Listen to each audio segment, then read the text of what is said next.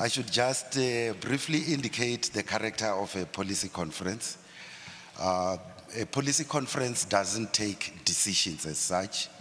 It processes the documents that have been circulated to the branches, and the outcome goes back to the branches and other structures for discussion for finalization at the national conference. And therefore, a narrative in reflecting the outcome of the policy conference that seeks to portray victors and vanquished would not be accurate because discussions continue. I will also assume that you are familiar with the long document of about 50 pages on strategy and tactics of the ANC, which seeks to outline the kind of society that we seek to create, and secondly, what methods, what programs we need to adopt in order to achieve that objective. All the 11 commissions, for the first day of discussion in the commissions, discussed the strategy and tactics document, and the sense that all the rapporteurs and chairs had is that the discussions were incisive, they focused on the substantive issues, and everyone was quite impressed with the quality and the focus of the delegates on those strategic issues. The next matter would be the major conceptual issues that were under discussion. You will be aware that the title of this document is Enhancing Organizational Integrity in order to intensify action towards a national democratic society.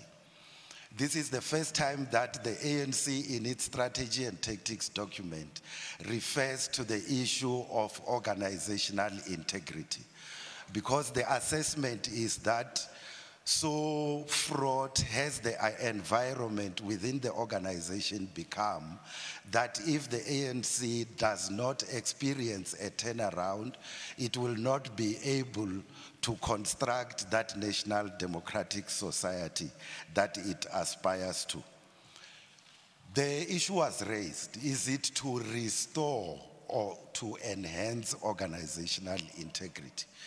And ultimately, the conclusion that was reached was that we are not looking back to some glorious past, but what we need to do under changed and changing circumstances is to ensure that the ANC develops, enhances its organizational integrity in order to be able to play its historic role.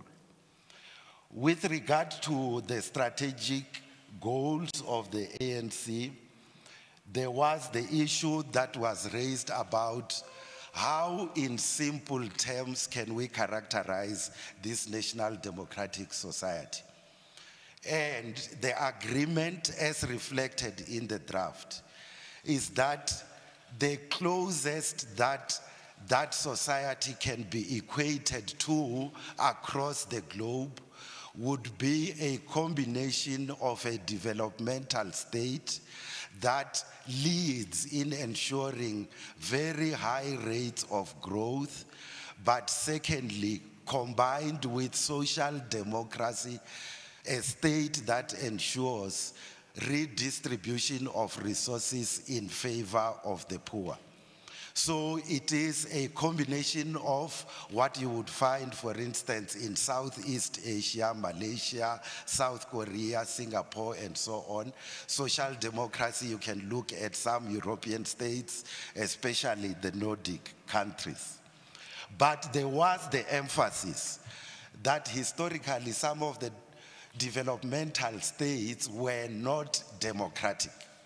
If you look at South Korea, for instance, at the beginning, and that therefore it is important that we emphasize in the South African setting that this developmental state should be a democratic developmental state. There was then an intense discussion on the issue of monopoly capital. And the outcome of that discussion is as follows. Firstly, it reiterates what is contained in the 2007 Strategy and Tactics document. And this is that the relationship between the ANC and monopoly capital in particular, but also capital in general, is one of unity and struggle, or if you like, cooperation and contestation. There are areas where we would seek to cooperate with them.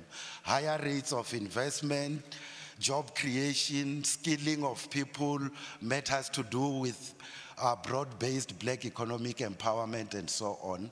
But there is also the challenge of monopoly companies conducting themselves in such a way that they undermine societal interests.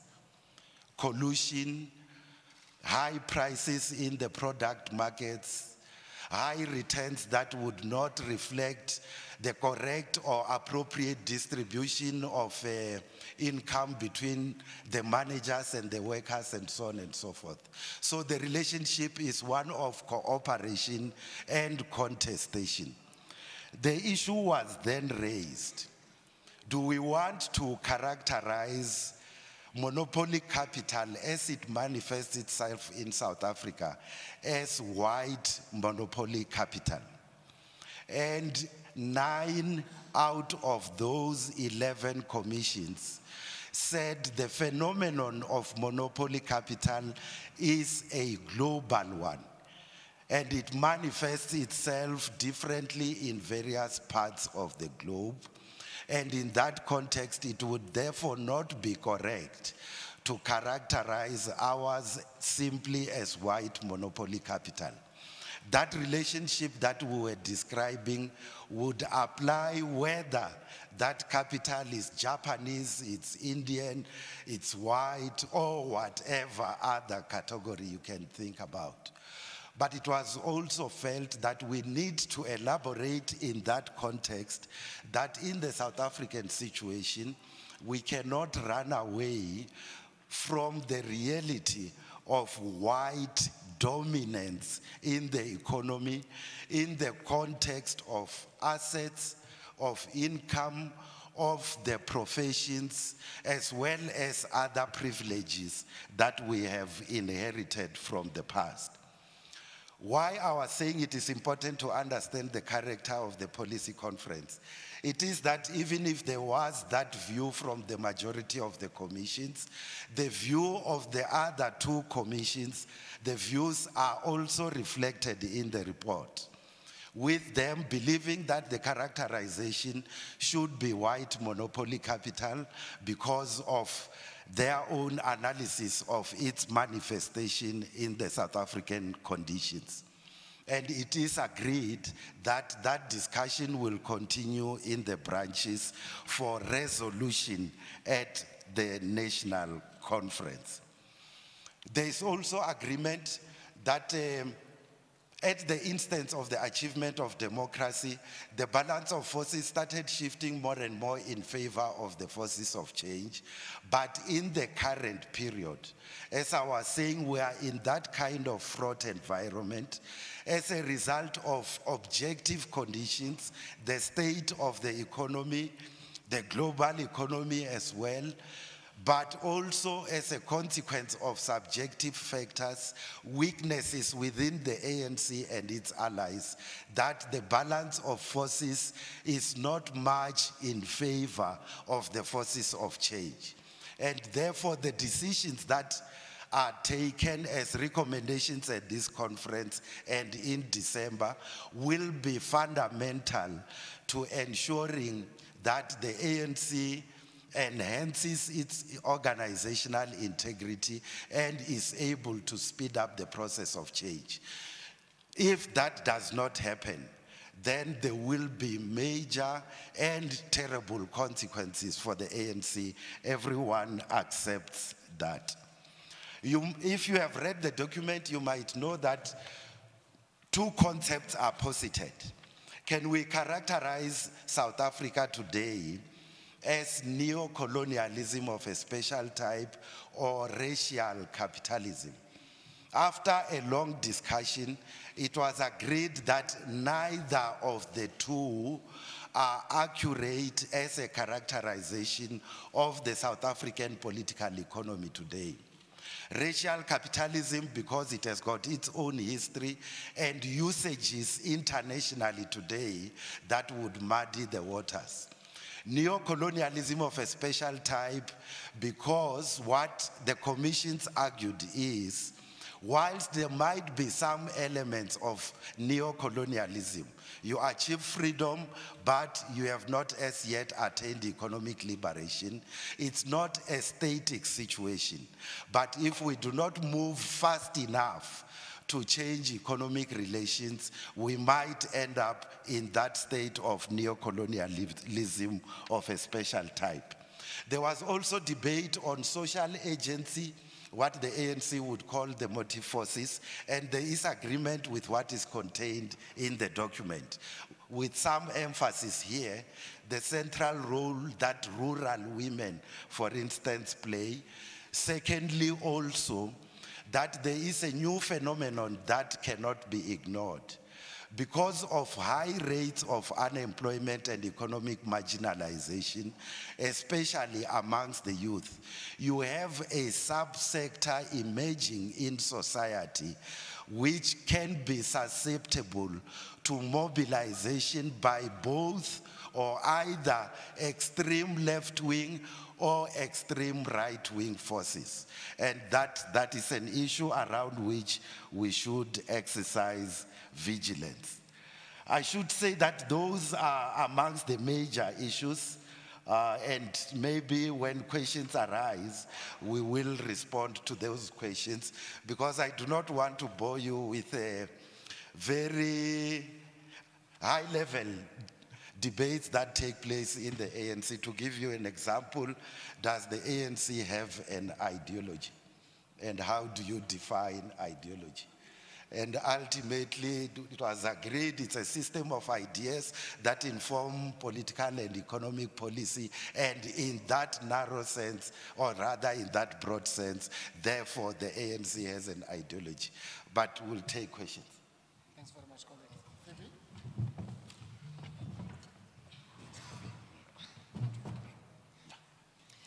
Thank you very much. Good evening. The second part of what the briefing focused on the discussions that we had for one day on organizational renewal and looking at organizational design. And as Comrade Joel said, that the major focus of the strategy and tactic documents is to look at how do we address and restore the integrity of the ANC as a movement for change, and a movement that organize and lead people in the process of creating a better life for all. The organizational renewal therefore focus on a number of issues. One of them is the question about the character of the ANC and what organizational capacities we need to build. The second issue looked at how do we ensure and restore organizational integrity. And then the third set of issues focus on the elections, because of course we're going to have elections in a couple of months' time for the National Executive Committee. And therefore, how do we approach this in a way that address the challenge of factionalism as well as the challenge of slates that we spoke about. The starting point of the discussions on organizational renewal focus on the character of the ANC. And the ANC since 1994 has identified its character in two folds. Firstly, that it remains a national liberation movement that has to continue to organize and mobilize people in support of their own development and in support of addressing and the creation of a better life in all sectors and across society. This means that the ANC pays specific attention to how it builds branches, how it engages with its youth and women's league, how it engages with the trade union movement as well as civil society and society broadly. The second part of the character of the ANC is that as a registered political party, we also contest elections, and therefore the ANC has to have the capacities and capabilities to govern, to be able to implement its policies and translate it into government policies, as well as monitoring the impact of those policies. In addition to that, and I think it was probably an issue that we have not addressed, and we were a bit in denial about it since we've been in opposition since 1994 in KwaZulu-Natal, at a later stage in Western Cape, and now in a number of areas, that in addition to preparing and developing strategies as a governing party, we also need to develop strategies as an opposition, as well as strategies in terms of coalition, so that it's not something that we do on the basis of as it happened, but that you have a general orientation in a multi-party system, that this is what happened. And in fact, over the last 23 years, that is exactly what has happened. On the organizational capabilities, the focus was on branches and what we need to do to revitalize branches, the work in the communities that they play, the link with ward councillors, the issues about taking up community issues, responding to the concerns that communities raise around service delivery, and the kind of relationship between councils and local communities, but also national departments and provincial departments and local communities, as well as the work that the ANC branches has to do around issues of education, so participation in the school governing bodies, in the community policing forums, and in general community activities. So there's a whole range of list of issues that's been proposed with regards to branches. There are also specific proposals that we're making and new recommendations on the role that provincial executive committees and regional executive committees and the NEC needs to play in supporting this mass work of the ANC, and particularly supporting the outward orientation of branches and ANC structures across the board. The organizational capacities also looked at the role of the Women's League. That the Women's League we define as part, and women as part of the motive forces, because in the building of the non-sexist society and the dismantling of patriarchal relations, of course women have the most to gain from that process, and therefore the Women's League has to play an important role as part of a broader women's movement in the country. Similarly, on the Youth League, we looked at the strengthening of the Youth League. South Africa, like the rest of Africa, has a youth bulge. And therefore, specific attention needs to be placed in strengthening the Youth League, but also more specifically in ensuring that government and society in general pay sufficient attention to the development of young people, whether it is the skills revolution, whether it is in employment creation, whether it's in entrepreneurship. It's all part of those issues that we need to look at.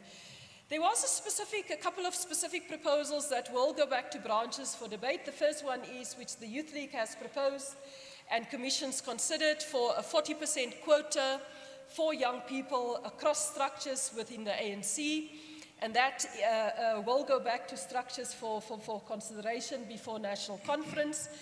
The other one relates to the relationship between the Youth League and the student movement, in particular SASCO, and how we work together in terms of ensuring a progressive position on campus and contesting. How do we ensure that we don't contest elections against each other, but if the student movement contests elections, that the Youth League will then support that process.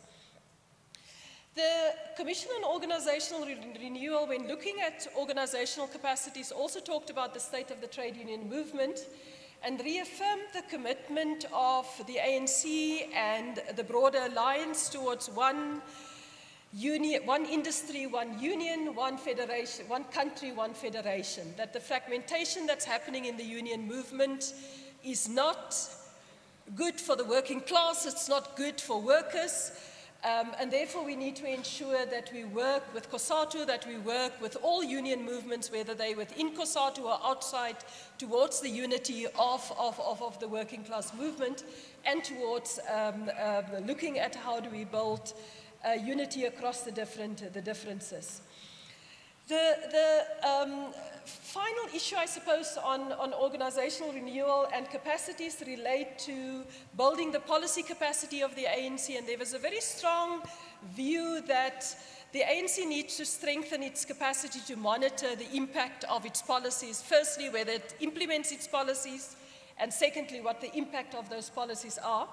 And when I come to the suggestions around the National Executive Committee, we will talk about what the specific proposals are. But it also looked at how the ANC engaged with civil society, the new emerging left movements, civil society movements, issue-based organizations, and how the ANC continued to engage and reach out to these structures. The second set of issues focus on organizational integrity, which was addressed within the strategy and tactics document and being one of the major tasks that the policy conference and the national conference in December needs to address. And it focused on how do we address the question about the social distance between the leadership of the ANC and government and ANC members and broader society, and the support base of the ANC. How do we address the issue of corruption? And how do we address the question about discipline within the organization? And there are fairly comprehensive suggestions and recommendations that will go to branches on looking at issues of social distance and addressing social distance. How do we address the questions around corruption, and very firm suggestions about how the ANC must deal with corruptions, that if there are allegations of corruptions, that the provincial, national secretaries and regional secretaries have the responsibility, if action is not taken, that they will be held accountable for the lack of actions, and they will have to explain why actions have not been taken, that the ANC needs to distance itself from corruption, whether it's in its ranks, individuals, whether it's outside of its ranks, whether it is its supporters or donors or people that they have relationships with, that we need to be very firm about that. Overall, the process, the instrument that we see to enforce this process and the recommendations that we're making around combating corruption and restoring the integrity of the ANC is the strengthening of the Integrity Committee that was adopted in the last conference. Now, the proposals that's going to branches is that the Integrity Committee must become an independent structure with constitutional powers within the ANC to be able to summons anybody to account, that they must have the powers to take decisions, and that they will then report the decisions on any matter to the structure of the organization. And that's the proposal that's going to branches for discussion. And then, of course, the strengthening of the disciplinary procedures within the organization. The final set of issues focus on the elections of leadership towards national conference. And the problem that we are trying to address with a set of recommendations that's going back to branches is how do we ensure that in the election of the National Executive Committee, and of course cascading down to provinces and regions and branches, do we address the problem of factionalism that has become endemic and a cancer within the ANC as well as slates?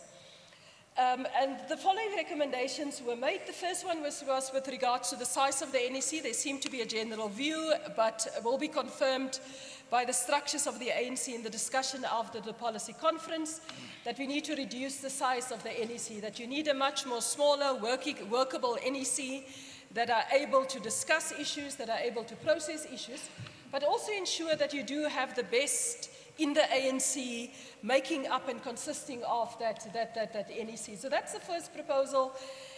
And the size matter from anything between 40 and 60 people. At the moment, we have an NEC of about 80 directly elected members.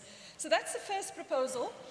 The second proposal is that we should look at the size of the officials. At the moment, we have what we call the top 6.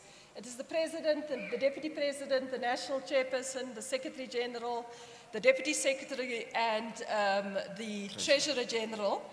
The proposal is, and there are two options that we will take to branches and the leagues and structures. The first one is that instead of having, that we should have 2 Deputy Presidents with specific responsibilities, one looking at international relations, the other one looking at monitoring of business of governance and the implementation of ANC policies, that you then also have 2 deputy secretaries, the one that looks at monitoring and evaluation, the one that looks at communications, and the other one that looks at organizational work, and therefore that you enlarge your officials. The second option that's put forward is that we should only enlarge, that we should only have a second deputy secretary general with the task of one focusing on organizational work and the other one focusing on monitoring and evaluation, and ensuring that we monitor the implementation of our policies.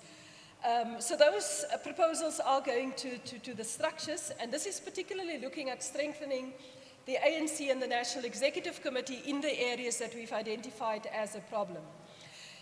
The conference also, policy conference also said in commissions that we need to look at a mechanism to decisively deal with factional politics in the elections of our leadership and slates. And there are a number of proposals that are going to branches. The first one is the fact that we have to have elections in the format that does not allow for, does not make it easy for a single faction in the ANC to then get all of the top 6 position or all of the 60 position or whatever amount of positions in the NEC.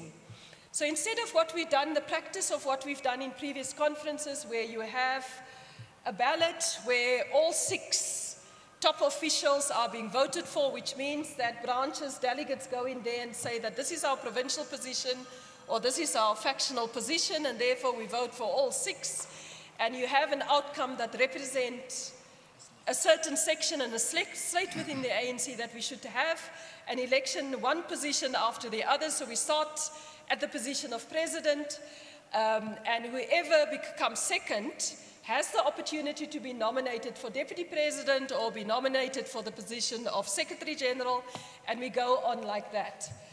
So that you do break the stranglehold of slates and the phenomena of slates within the organization. And there's general support that we need to ensure that at this conference we take decisive action to ensure that we move away from slates. The second one has got to do with nominations by branches. That at the moment, the way that it works is that branches can nominate up to 60 people, which means that even if a branch don't know all of the 60, somebody can come to them and say that here's a list of 60 people, and this is who you should nominate. And what we are suggesting is that branches we should say that branches must be able to nominate 20 people, which means that you have a fair spread of nominations and nominees from across the country. We also think that that kind of system, both with regards to the top 6 as well as the nominations of branches, will also help to bring in other sectors of society. Because the problem with slate politics is that it limits and narrows the base from which the ANC elects its leadership. Because in order to be elected onto the NEC of the ANC, you have to become part of a particular slate, and if you're not, you then don't get elected. So we want to broaden the scope of elections in the ANC and also make sure that we democratize the process of elections within the ANC and do away with factionalism and slates. And this is a matter for the discussion on constitutional amendments at the National Conference.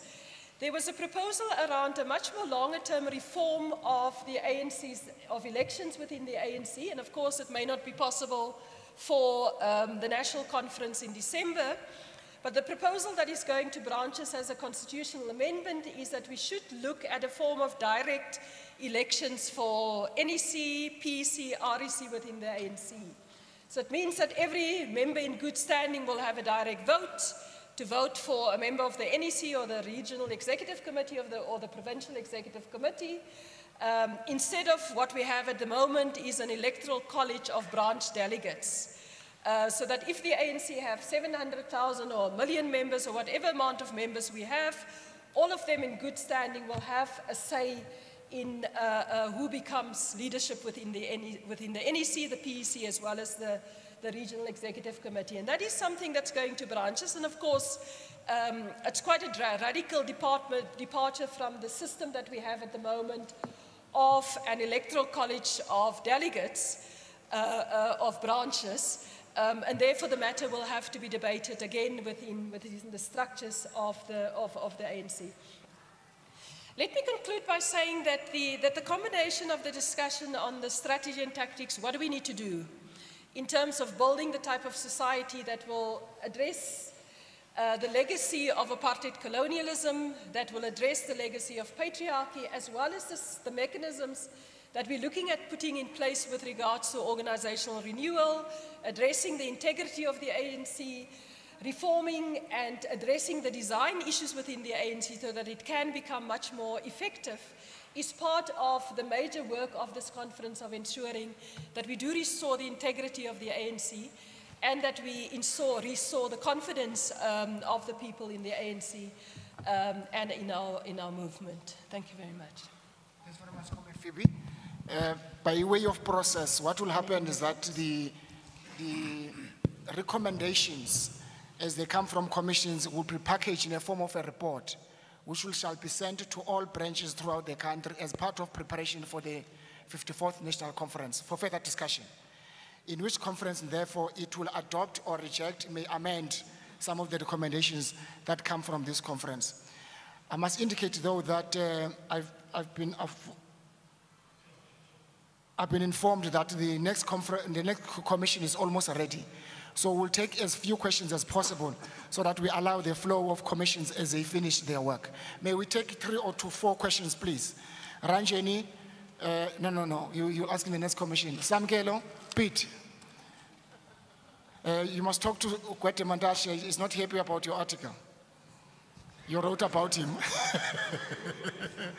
Ranjeni first, go please. Where's the mic?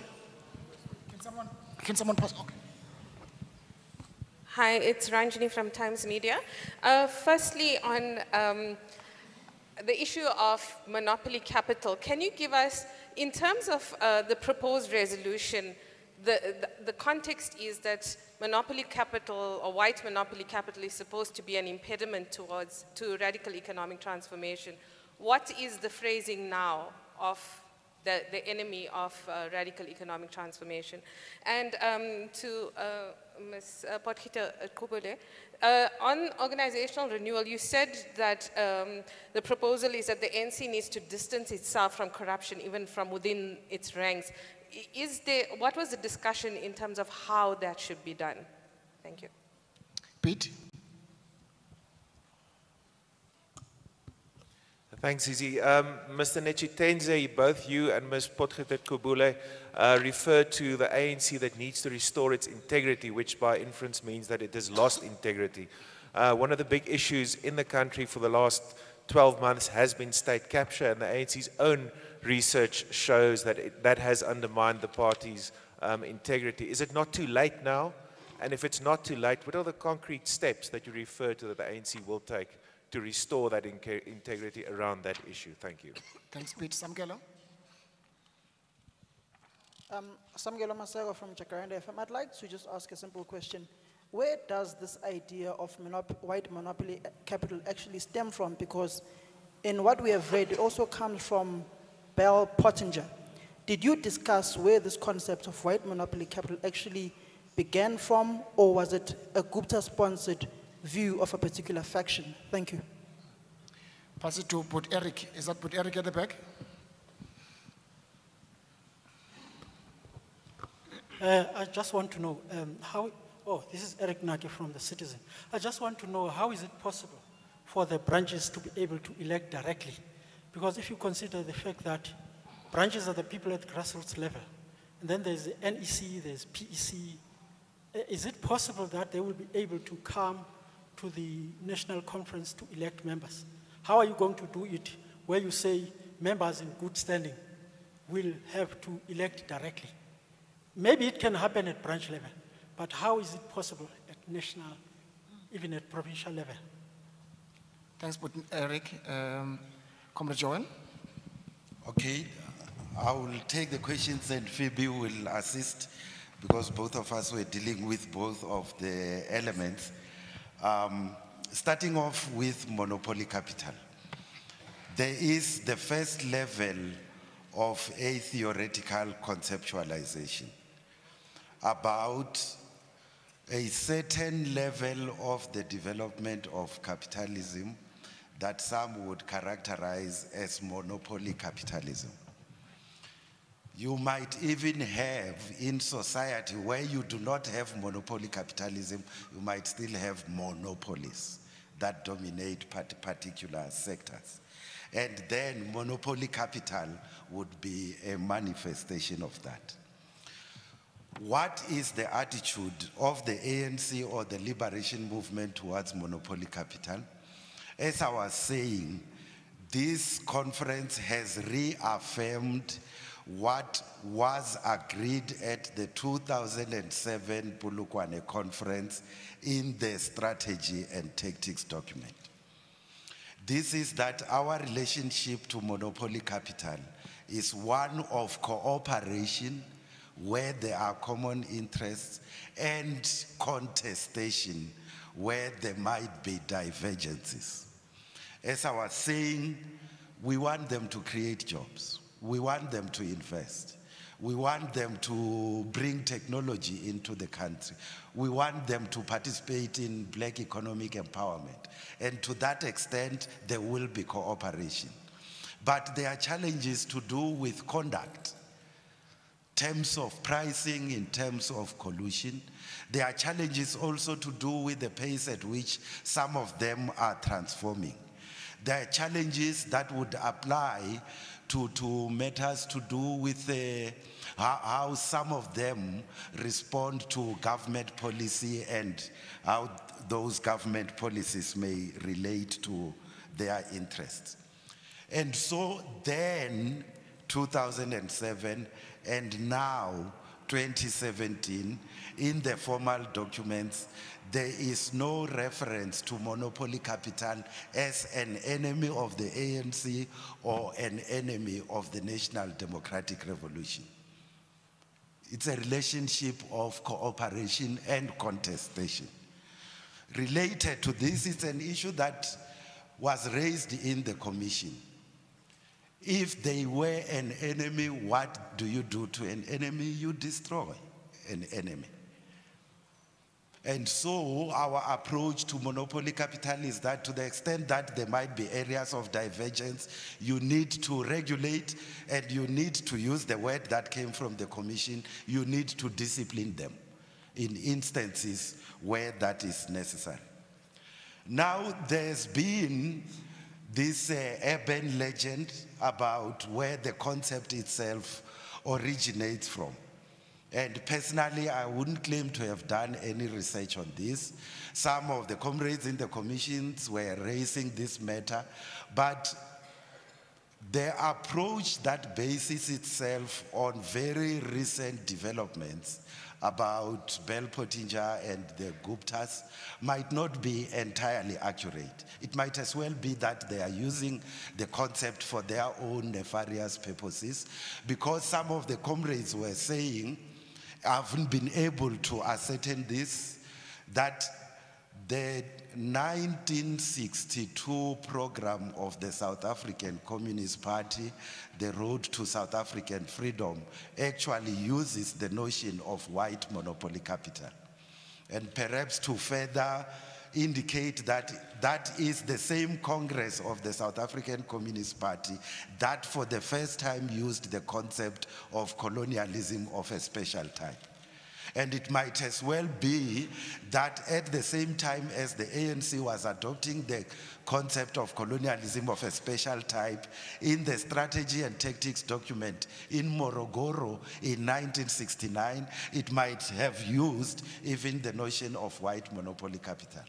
If it has been extracted by someone for their own selfish interest, that's a different issue altogether. Our discussion was conceptual and not about what strange people might be seeking to do. I should further add that with regard to whether it's too late or not, it's never too late to correct wrong things. It's never too late to ensure that the mass of the cadres of the ANC who want to see this just and equitable society created would have that opportunity to ensure that that turnaround happens. It's never too late to do that. It's never too late to ensure that this movement, that is the glue, in my view, that holds South African society together, corrects itself in order to ensure that that social cohesion in South African society is enhanced. It's never too late to do that. It might as well be that like a snowball, some of the things that were being discussed in the commissions are coming at such a rapid pace that many of us are even unable to keep pace with all of them. If anything, the emergence of all those things, including the leaked emails, they emphasized the urgency for the turnaround to happen, as well as all these proposals that we're talking about.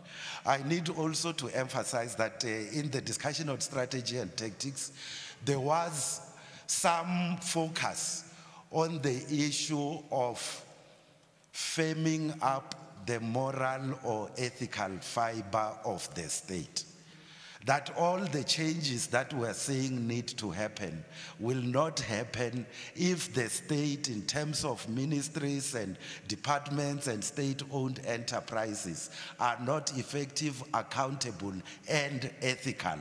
And perhaps to quote from the report itself, in case you might be interested, it was also said, any form of state capture by any segment of society should be condemned and combated. Yeah, I think I've responded to some of the questions.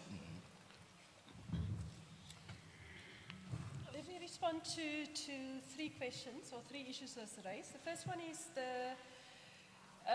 I agree with Comrade Joel that the analysis of the policy conference, and remember this process has been preceded by regional general councils as well as provincial general councils, that there is a groundswell that the major task that this policy conference as well as the national conference need to deal is to restore the integrity of the ANC. The suggestions therefore around addressing corruption is fairly far-reaching, and let me just read some of them.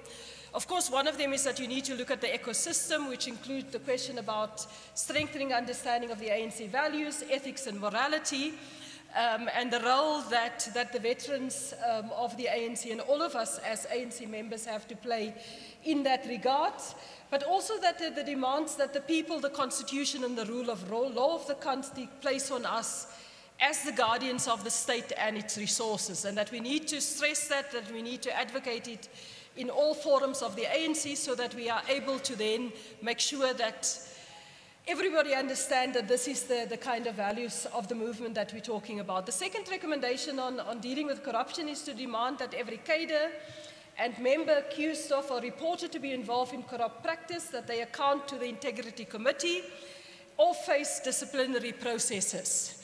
And so our suggestion that the powers of the ANC Integrity Committee be strengthened at the national conference through the Constitution is therefore an attempt to be able to say that this should happen and it should have the power to decisively deal if there's such accusations and people don't come forward and account for themselves about these accusations. It also talks about that we should summarily suspend people who fail to give an acceptable explanation or voluntary step down while they face disciplinary, investigative or prosecutions, and that the ANC should publicly dissociate itself from anyone, whether business, donor, supporter or member, accused of corruption or reported to be involved in corruption, etc., etc. So there's a list of about 8 or 9 proposals that's going to branches, very specific on corruptions, to look at how do we, so that National Conference can take a holistic decision on it, and we can then look at how do we implement these issues. The second question is about the branches, how they will elect directly. There are other parties across the world who have, and I think they call them primaries, which means that you don't have an electoral college where you have delegates representing membership, but what you have is a system where people vote as individual members of the ANC for their NEC or their provincial executive or their regional executive committee. And that is possible with technology. We already do that as a country with how many million voters? A couple of million voters. The ANC have about 1 million members at any given point in time. With technology, it's doable to get ANC members in good standing to be able to express themselves instead of giving that vote to a branch delegate. And the kind of manipulations and difficulties that we've seen at the time. So we think it's doable.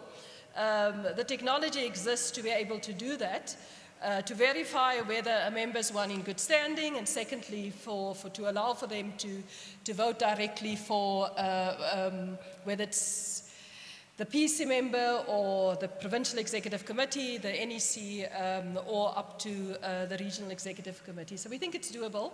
But as I say, it's a radical departure from how we've done it before. And therefore, the structures will have to discuss that. But I think that there is a groundswell of support that we need to look at a different system that gives all members the opportunity to participate. Let me conclude on this question about whether it's not too late. The ANC is 105 years old, and I think that we've gone through ebbs and flows. There were points when even the leadership of the ANC in the 1930s thought that this is the end of the organization. And one of the strengths of the movement has been its capacity to self-correct. And I think that across the Commission, there is general unity and a sense to say that we need to self-correct, that we need to reverse the decline, and that this is the moment to do that. And if we don't do it, use this opportunity in this moment, then it may be too late. So we certainly don't think it's too late. The members of the ANC don't think it's too late. The leadership doesn't think it's too late. So we're quite confident that the measures that we're proposing will lead to the restoration of the integrity of the ANC. And that is why between now and National Conference, we will certainly make sure that there's rigorous discussions about these values, about these measures, so that National Conference can take decisive decisions. Can we give you a few minutes before the top of the hour for you to file, to cross over? The next commission is coming. Thank you very much.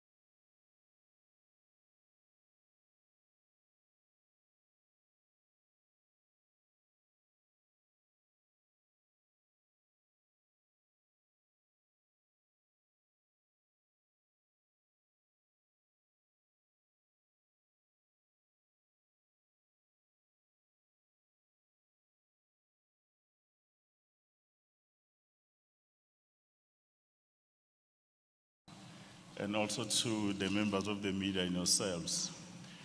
We, on behalf of the Commission, we had an opportunity about nearly an hour ago where we presented the work that we did in the Commission over the last 2 days. And our report has been accepted and noted the issues that were raised in plenary. But the understanding is that the issues that are discussed there, they are not actually final resolutions. These are the matters that were brought a lot of ideas together, consolidated them, so that at a particular point when the NEC has processed the report out of the outcome of the National Policy Conference, these matters are going to go back to branches. But equally, the ANC is going to continue to engage with society on the issues we're raising, so that ultimately in December in the National Conference, we should be able to make final decisions. Some of the key issues that we did look at them, we did an assessment of the security situation of the country over the last 23 years. And had an assessment of the recommendation to say, if you look at the previous conference resolution, how far have we gone? We concluded that the country, in terms of stability comparatively with other countries of the world, we are relatively stable if you look at the challenges the world faces with respect to issues of security.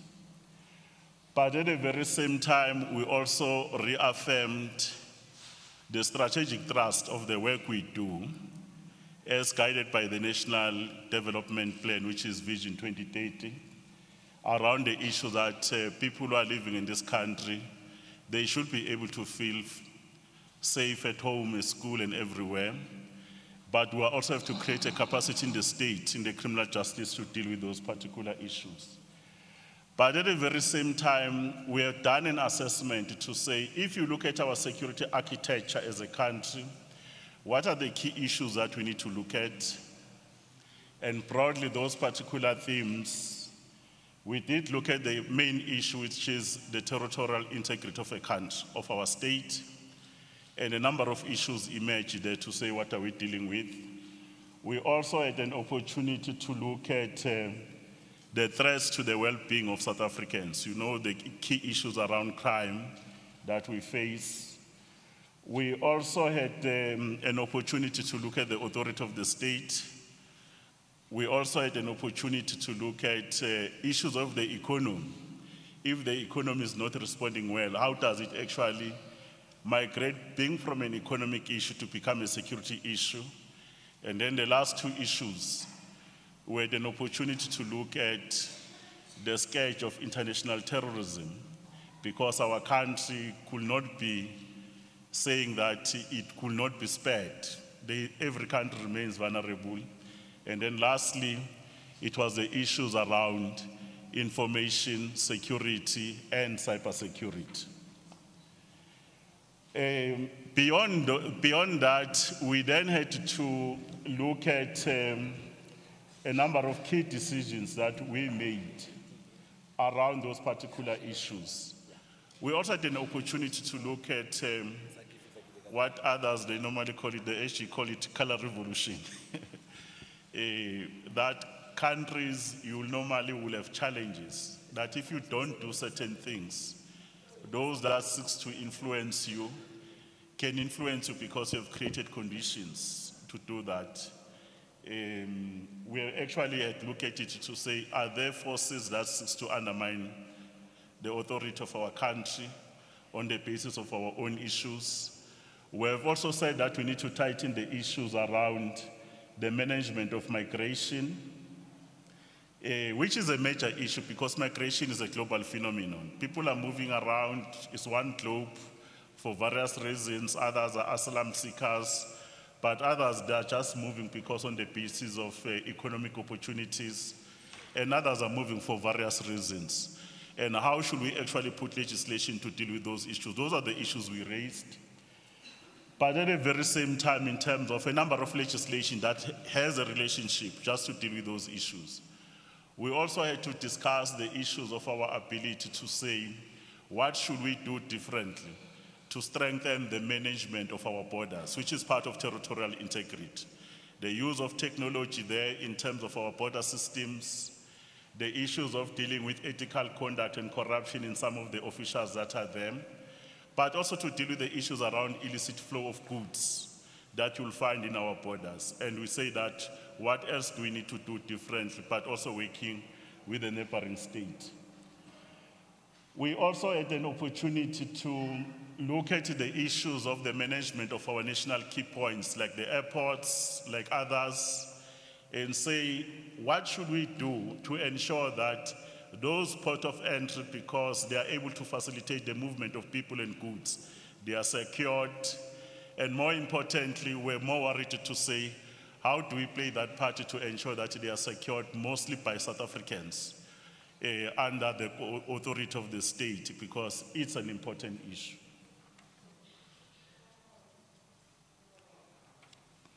Well, the other issues that we have to deal with are issues around corrections, correctional services.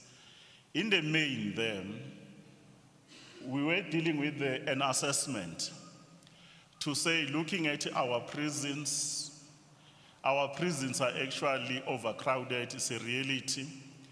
But we also have done an assessment to say who's in these prisons. And we have some numbers where we've discovered that a number of other people that are overcrowding our prisons, there's a lot of other foreign nationals that we get to be arrested. The figure that we gave was 6,440 who are actually serving in our prisons for nearly 10.6 years in the main.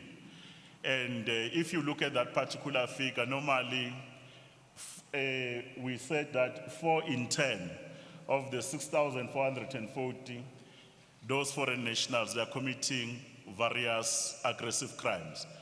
But our attitude as the ANC, crime is crime, irrespective of your nationality. It must be dealt with. But when we did the assessment, we're also dealing with an assessment to say, how do we use our international treaties to do prisoner exchange so that we can be able to do some of those particular issues? But also to deal with overcrowding, how do we actually ensure that there is a program of rehabilitation? Those people who have petty crimes, they are integrated back into communities and be able to do certain issues. Well, we also had to deal with issues of home affairs.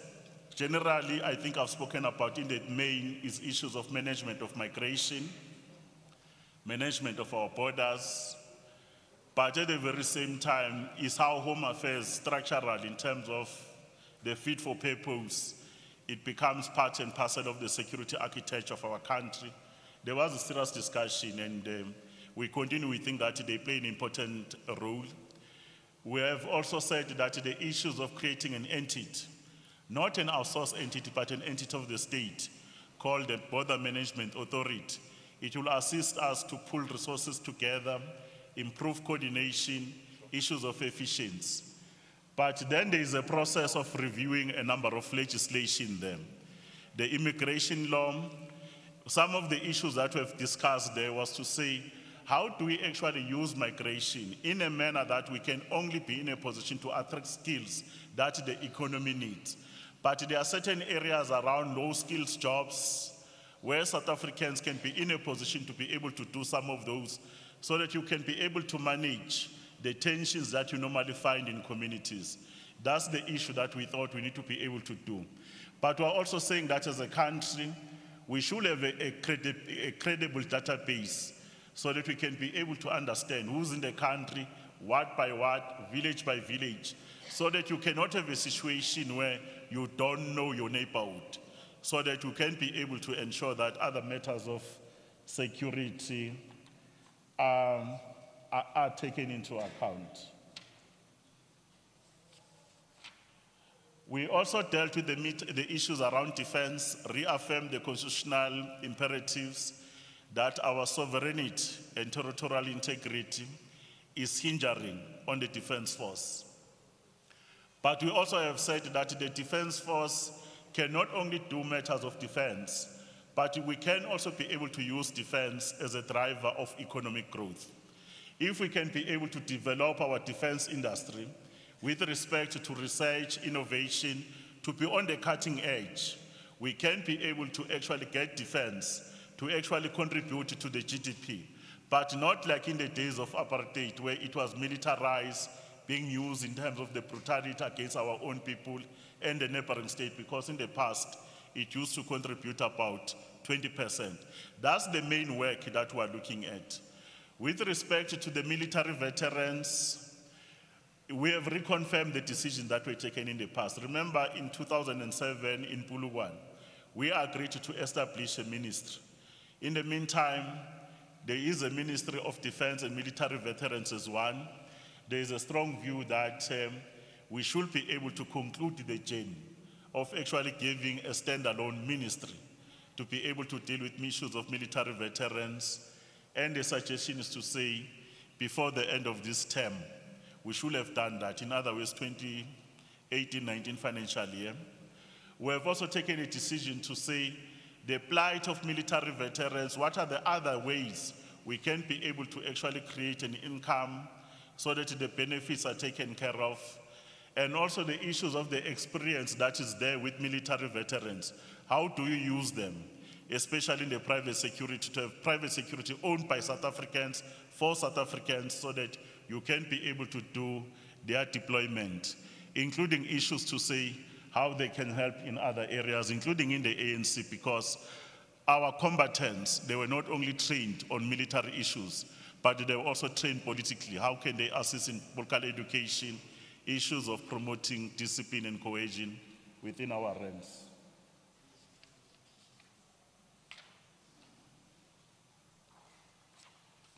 Well, we had an opportunity also to discuss, the matter is not new, the matter around private security industry. In the private security industry, we have actually appreciated the role that this industry has grown. It contributes to job creation, which are employment opportunities that are there, but it also contributes in terms of crime fighting. But we still have some issues that we're raising, that our strategic key installations, national key points, we can't as a state in terms of sovereignty, that foreign-owned private security firms, they should be able to guard us. But we need South Africans to do that. Then the industry should be in a position to work together, transform it, so that they can continue to do those. Other issues that we're a little bit aware of is the exploitation and the employment of non-nationals and some poorly trained individuals that are supposed to be handling these high caliber weapons that are there. But we are not saying that there is no space for private security. It should be there. How does it get deployed as a phenomenon that happens internationally? We should be able to get that one moving. And we are saying that the regulation that is sitting with government must be able to proceed and sign that law, which is SIRA Act, into law, and be able to deal with the concerns that are being raised by industry, because at a particular point, the industry was threatening to take us through litigation if that legislation was passed.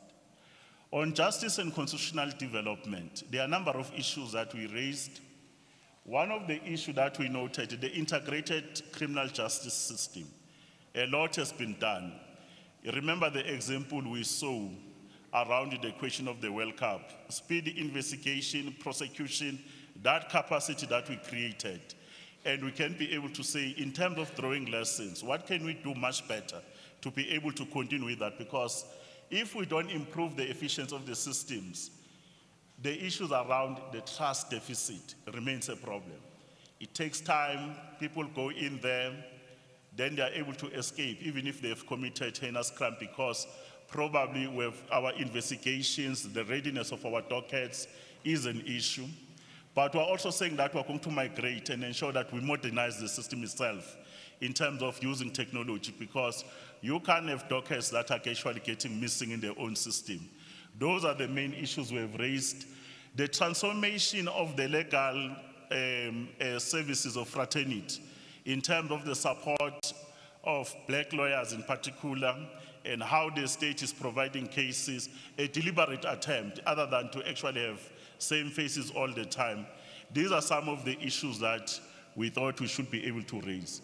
Then there are a number of legislation that we think needs to be overhauled around this particular issue, especially if you look at the issues around crime and corruption.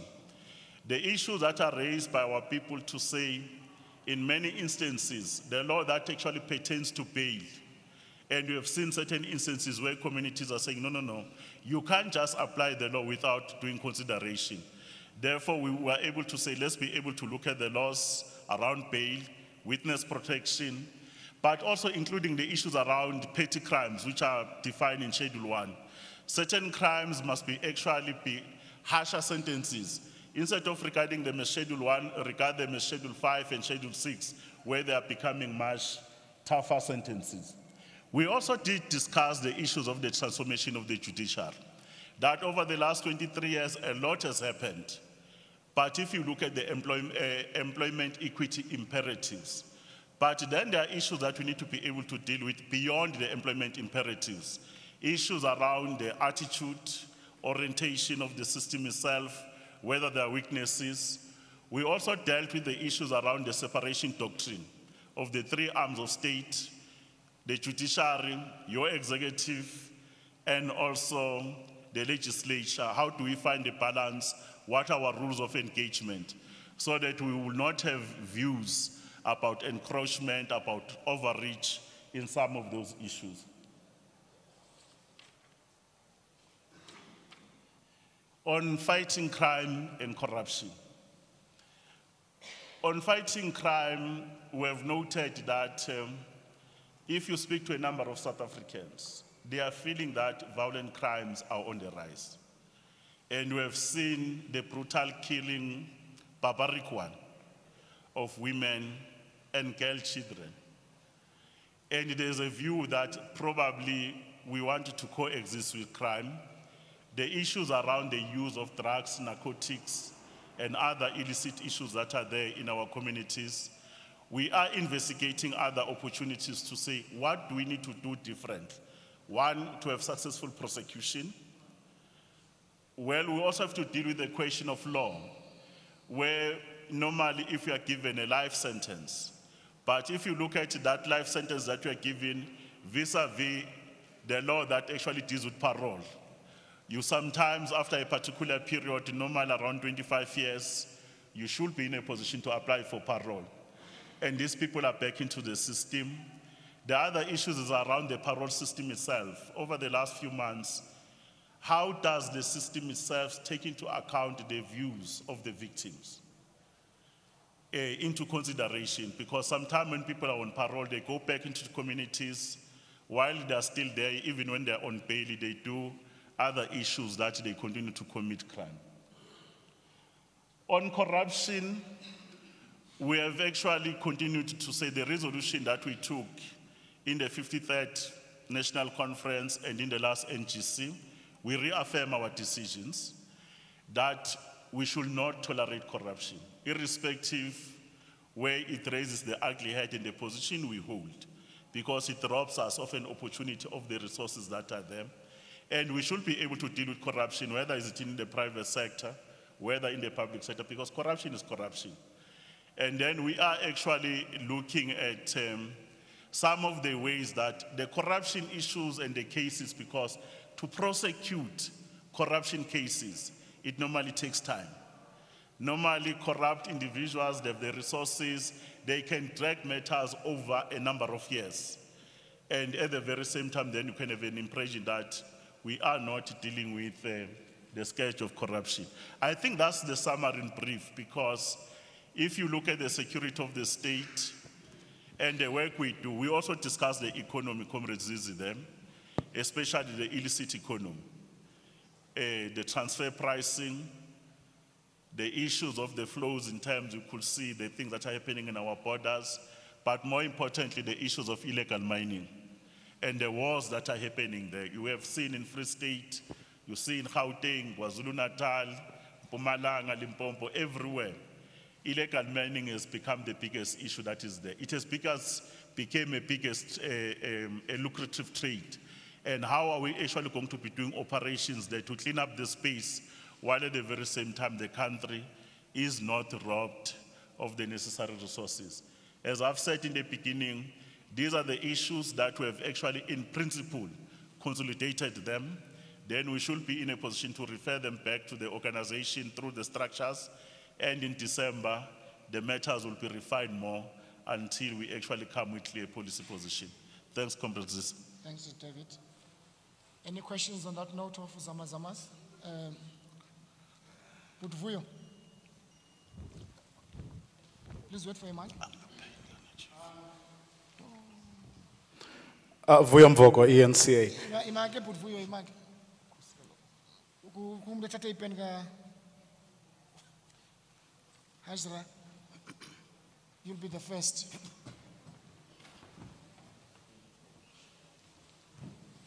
Proceed, Budvuyo. Yes, if one takes your penultimate point, which is corruption, you said we shouldn't tolerate, you are concerned about the time it takes to prosecute and so on. But when we are talking about the transformation of the judiciary, you didn't give any specifics. When you say you have, we are raising issues of attitude and orientation of the system, are you saying that it is not aligned to the sort of issues or principles that you would want it to be aligned to? In other words, the attitudes and orientation of members of the judicial system is not what you would like to see. Is that what you're saying?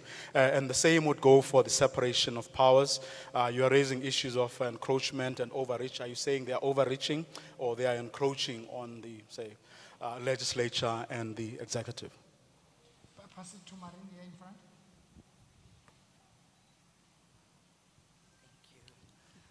Good evening, Marion Merton, Daily Maverick. Can you give us a little bit more clarifications in terms of the discussions you had around the authority of the state? What did the commissions feel? How do they want to define it? What is the authority of the state? How does the ANC Peace and Security Commissions, how do they see that?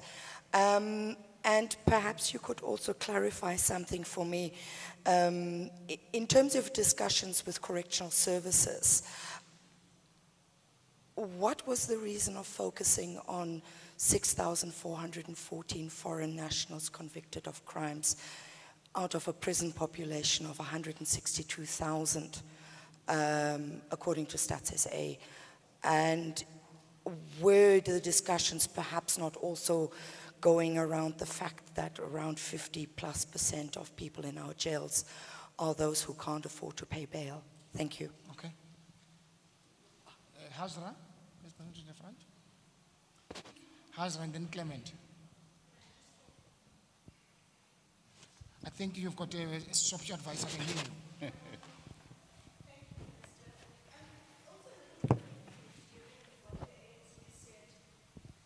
Hajra Amaji from Power FM. I'm also a little bit confused given what the ANC and its leaders has said in the build-up to this conference around the judiciary, and more specifically what the President said on our constitutional democracy, that you spoke so little bit about the judiciary.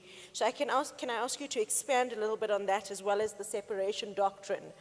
What were some of the recommendations in this regard? Secondly, I'm not sure why peace and stability didn't identify state capture as probably the biggest threat to our security and weigh in on this issue. I mean, if some of the allegations are true, then there are some who are trying to turn the ANC into a black Boerebond, and I would assume that you would be concerned about that. Clement Manyatela from Eyewitness News. Did the Commission at all discuss the so-called foreign forces that want to push for regime change? I remember hearing a lot of ANC leaders describing, for example, the marches by South Africans for President Jacob Zuma to step down as being influenced by those foreign forces. Was that under discussion? My second question is on the national key points being guarded by private security. The MKMVA previously took a resolution at their last elective conference to make suggestions to government for national key points to be guarded by MKMVA members. Did you entertain those proposals? Thanks. My last two questions, Pete, and just behind you. Oh, yes. Hi, I'm Claudia Malevich from Business Day. Minister, I just wanted to find out, One round. in terms of the police, are you worried at all at this stage about the state of the police? There's a multitude of acting heads, which influences the stability of people that should be protecting our sovereign state. And then also in terms of contributing to the GDP on defense now, has there been an agreement that the NEL should go back to the defense? Thank you. Pete? Minister Pieter de Tooy from Huffington Post, you said that the commission decided rather, or agreed that the ANC should not tolerate or accept corruption. Was state capture discussed in that context, given the deluge of reports in the public domain about wrongdoing and the extent and depth of state capture and the apparent unwillingness or inability of the government to act on it? Thank you. That question was asked by Clement. Yeah, no, asked by Hajra. Minister, I'm left with only 3 hands. I think you should answer those, and then I'll take my last hands. I thought I'm not minister. Yeah, No, I thought I'm a member of the Peace and Stability Committee. I thought I would correct that as well. I'm not reporting on behalf of government, but thank you very much. With respect to the question that is asked by Vuyon, I think the question has 2 elements. One of the elements that we are trying to raise is the efficiency and the speed at which we take to actually have successful prosecution with respect to matters of corruption. And you will know that sometimes investigations are taking long, and sometimes because sometimes these people have more resources, they get the best lawyers. They track, and we can actually start the inefficiency and the failure of an integrated justice system. It gives us problem to actually curb corruption in a manner that we could be able to say it sends a message. Irrespective of the institutions we have created, you know we have created many institutions as this ANC-led government. You have your Chapter 9 institutions, they do this work. We have your SIU that they do this work. We have the Office of the Auditor General that is them. You have the Public Protector. You have a number of bodies that deal with issues of corruption. But how do you ensure that when these reports are there, they are presented to the authorities in a manner that the cases, they become winnable? This is what we are actually referring to. And when we look at the example of 2010, we say, what examples can we be able to draw? When you actually do intelligence, prosecutorial-driven investigations, so that you don't actually have an investigator or a detective. They come to the site, they go to the prosecutor. The prosecutor said, we have not actually collected actually credible evidence to be able to do that. I thought we should be able to deal with that when we raise the issues of integrated systems and the efficiency of the system without clouding with other issues. The second issue that I think we are asking, we raise an issue about the transformation of the judiciary. The transformation of the judiciary, we are referring to issues of attitude. We are also referring to other historic issues. That the judiciary itself, in terms of our approach and how we actually do certain issues to be able to be responsive to what is an outcry of our people, we should be able to do that. The issue that you cannot actually ignore, which is a topical issue over time now, is that when you look at the state, there are arms that are there. There are 3. We have a legislature, we have the executive, and we have the judiciary. There is no arm of the state that is more superior than the other. And how these arms of the state, they do their respective duties as enshrined in constitutions without creating the tension, because there is a tension around the arms because of one reason or the other. And our commission then said, let's look at how do we regulate our rules of engagement so that we be able to actually respect our various roles, our independence in terms of our execution without issues of overreach or issues of interference. We never wanted to actually, as a commission, including plenary, to start to be actually pointing fingers. We are looking at matters of principle and policy. Because if the policy is much clearer or there are certain gaps that are there, we should be able to deal with those issues. On the question asked by Miriam around the issue of the authority of the state, when we use the matters around the authority of the state, normally from the National Security Strategy or Assessment, we normally refer to the matters that talks about domestic stability. The matters that we're always raising here, one of them is the issues of violent protest, which is an issue that we normally talk about, whether in the education sector, whether in the public transport sector, whether for service delivery reason. Those are some of the issues that we talk about. But in the same space, when you speak about the authority of the state, we are also talking about issues around crime, your transnational organized crime and other forms of crime. But if you find time, just look at the discussion document. We never wanted to go through this statement in detail. But those are generally issues that do you deal with them as you look at the outcomes, which is outcome number 3 in terms of the government language there. With respect to why did we choose to single out 6,440 non-nationals? The ANC is a listening organization, and there is no way when South Africans, they started to say generalization to say foreigners are the ones that are causing criminality. But we had to do an assessment to say what extent, if you look at our prisons, who is there, for what reason. And this is an important analysis that we've done, is to say our prison from an overcrowding point of view, the burden to the fiscus, what should we do different? Remember, countries in terms of our international agreements and treaties, we can't be able to do prisoner exchange. And this commission has said that for petty crimes, we want these people to go back to their respective countries so that they can be hanged there and serve their sentences.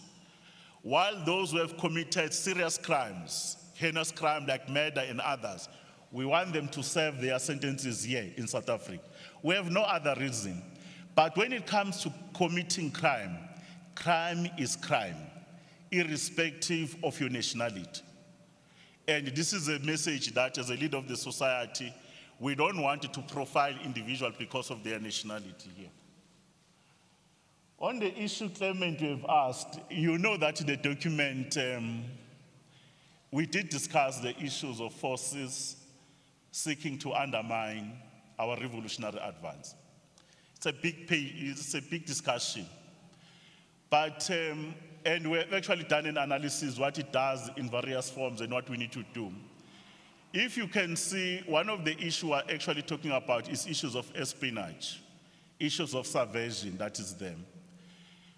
We don't want to create an impression that South Africa is loved by everyone. We're part of the global community. We know who our friends are.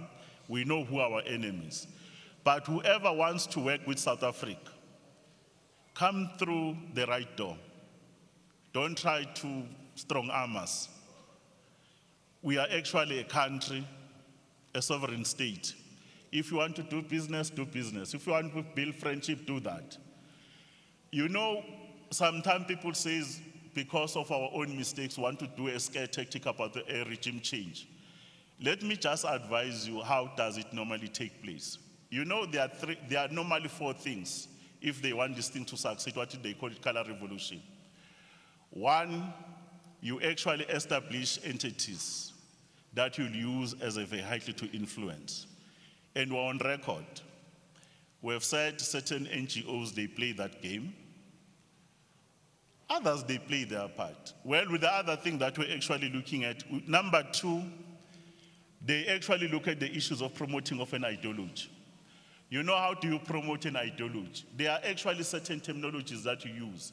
We have seen it in Latin America and we have seen in the other countries.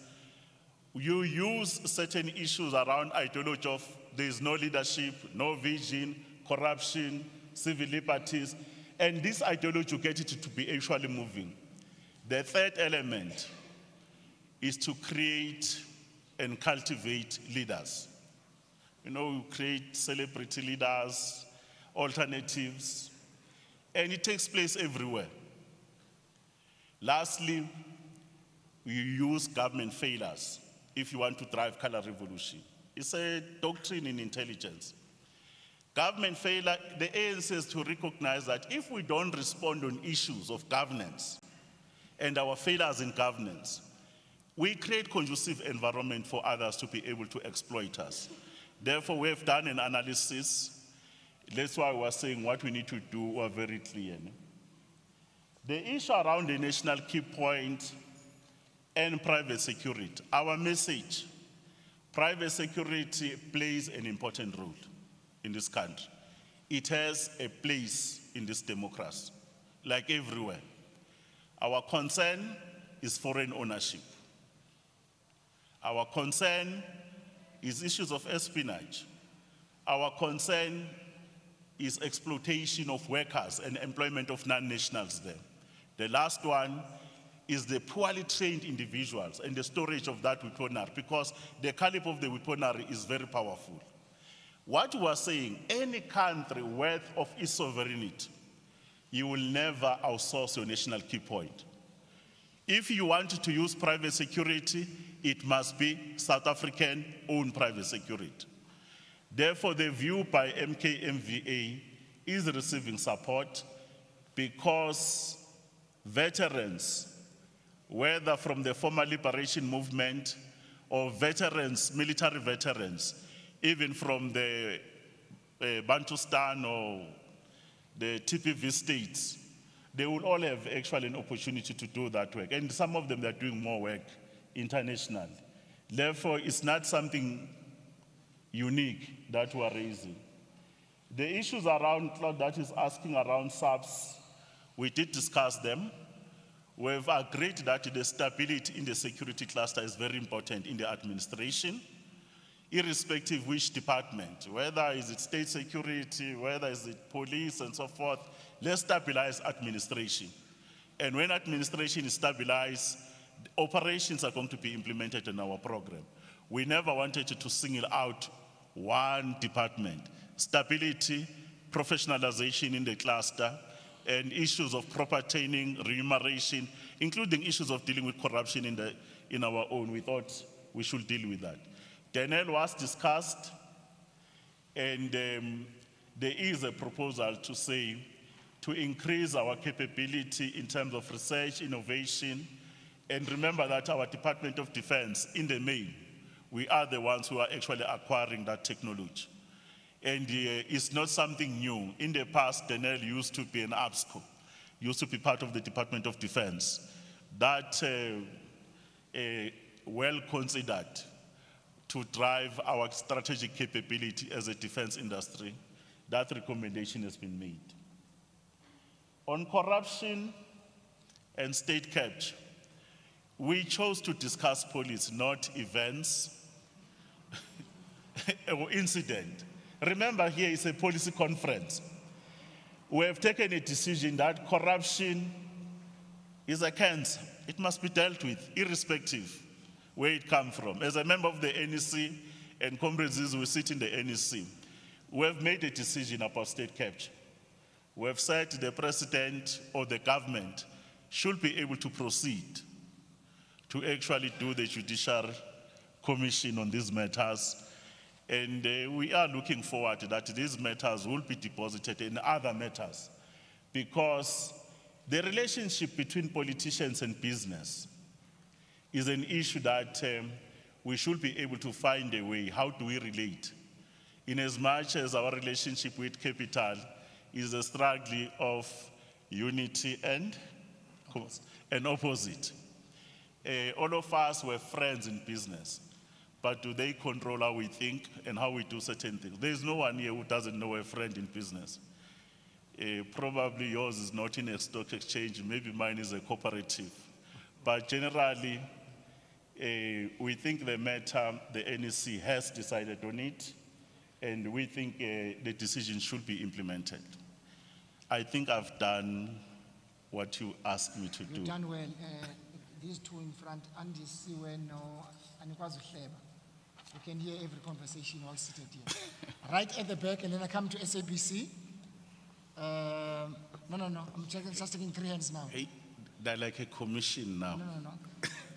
I want the mic here.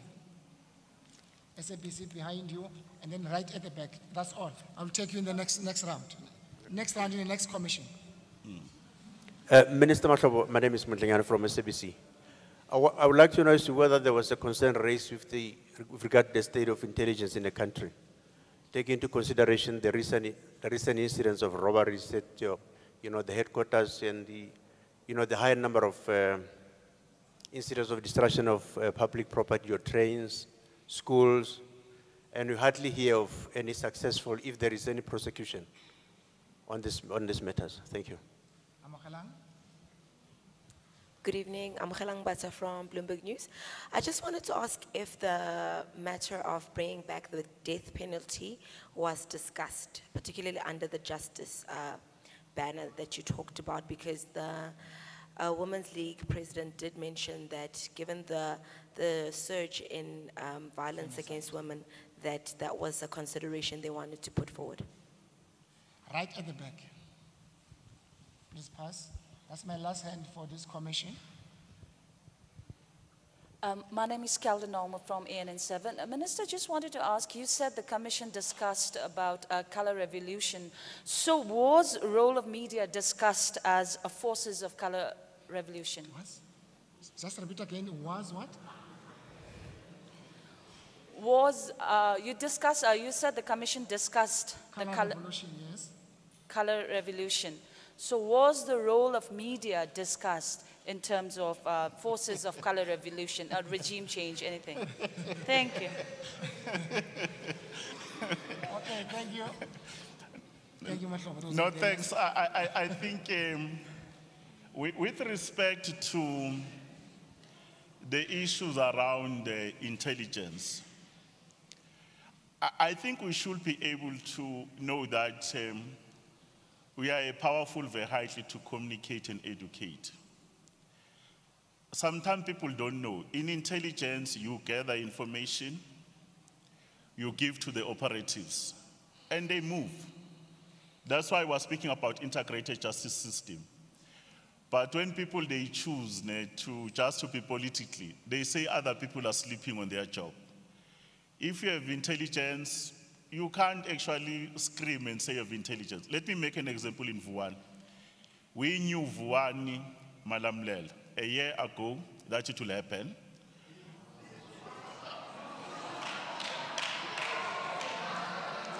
Oh. Oh. Can I proceed? Two in front. This briefing is disrupted by Bloomberg. You know, my problem is that probably one day, working with our communications team, we must be able to find time so that you familiarize yourselves about certain subjects.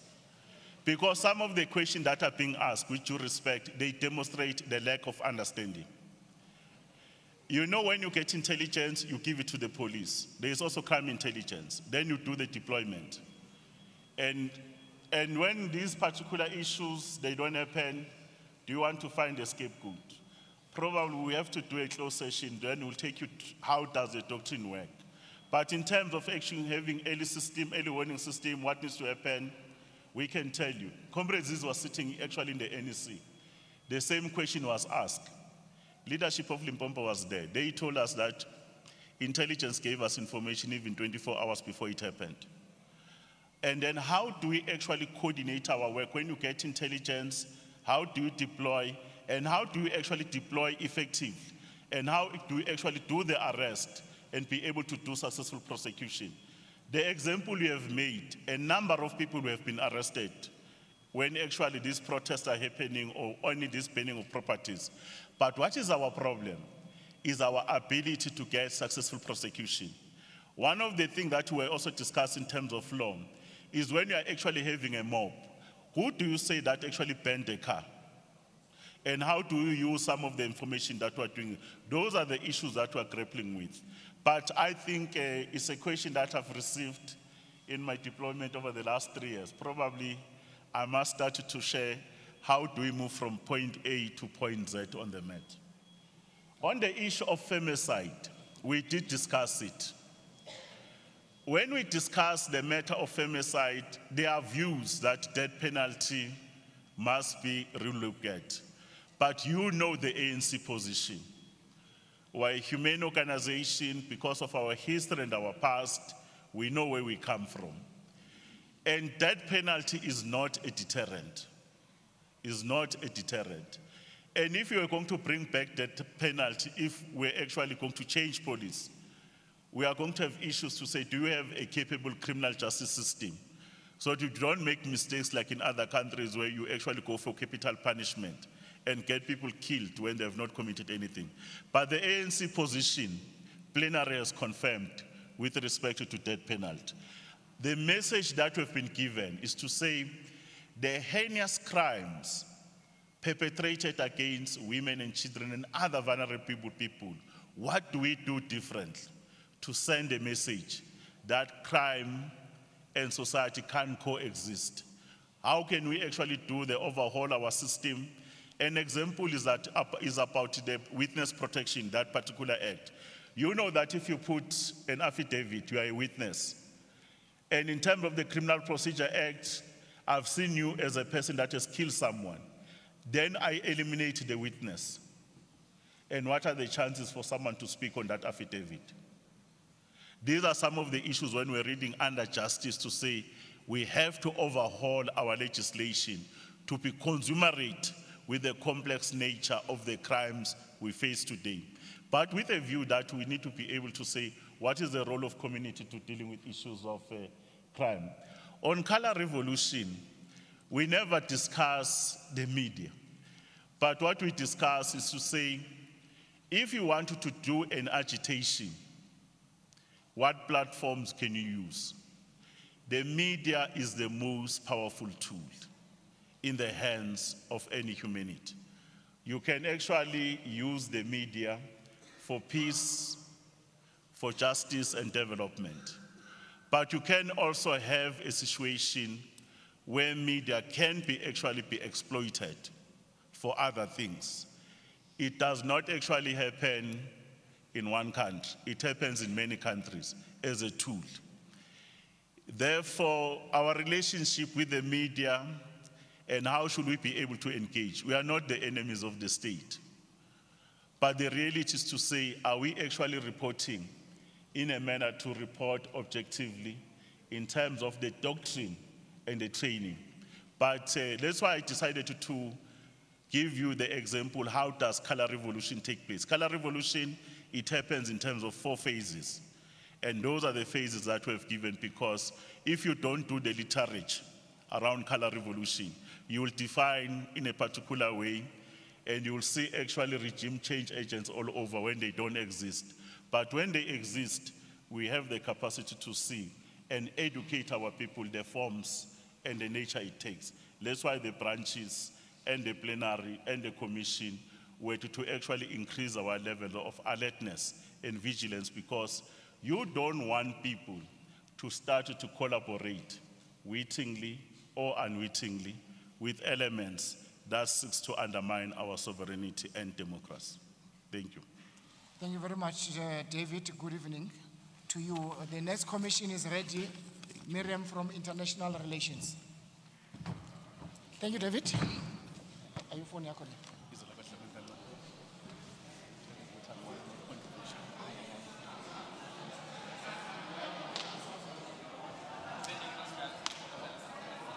Yeah, we're rolling.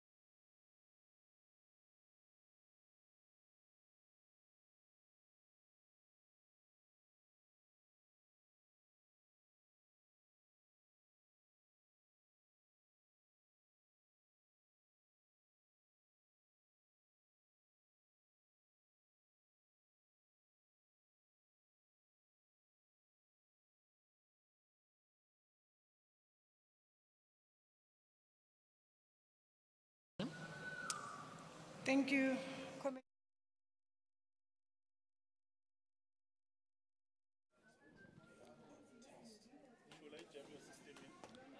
Huh?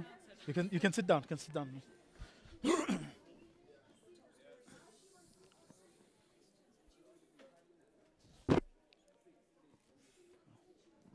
I would want 4 minutes, Jim. Yeah. He's giving me like an evil eye with 6 minutes. In front of the camera. Yeah, that's fine. That's fine.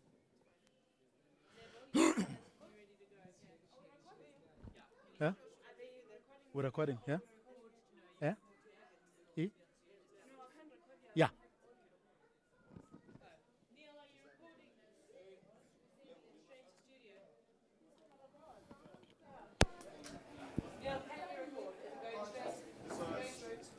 Okay, we're good. Okay, it's going straight to media room. Lebo, are you good? Brandon, are you good? Almost.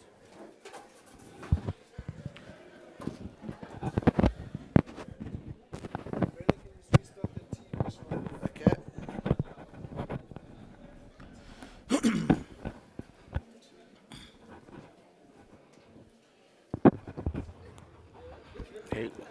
Your glasses are empty. Your marks are uyancushana, Chief. Sekuphelele. Okay. Kusiqala ekuseni. When are we doing makeup? Hayi. Joking. Sehlathini.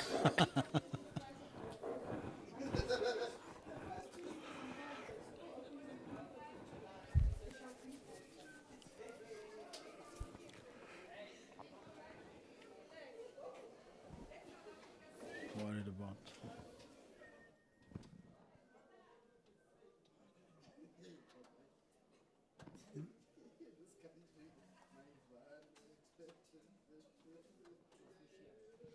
So switch it off.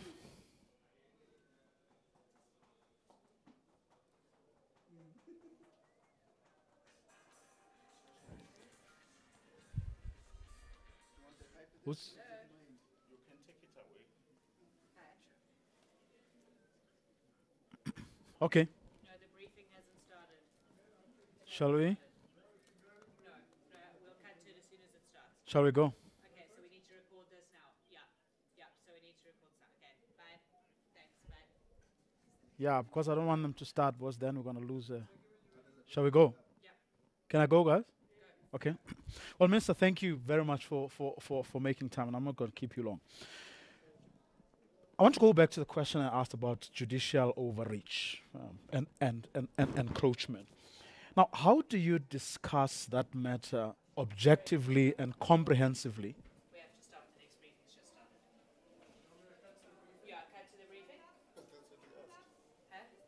Be considered for the greater good of South Africa and the world. Okay.